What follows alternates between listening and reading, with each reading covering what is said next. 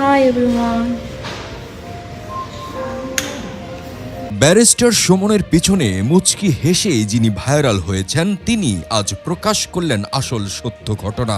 জনতার জাতীয় ক্রাশ হিসেবে উল্লেখ করা হচ্ছে তাকে, যাকে নিয়ে এত হইচই তার কানেও গেছে বিষয়টি। গণমাধ্যমে দেওয়া তার এক প্রতিক্রিয়ায় এই অভিনেত্রী পিয়া বলেন, আমি স্রোতে গা ভাসিয়ে দিচ্ছি না।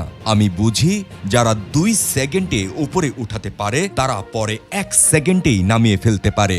আমি বুঝতে পেরেছি যারা কন্টেন্ট বা রিলস তৈরি করছেন বেশিরভাগই তরুণ যুবক। তাদের আসলে জীবনে এখনো অনেক কিছু দেখার বাকি আছে। আসলে এগুলো ট্রেন্ডের মাধ্যমে যাচ্ছে।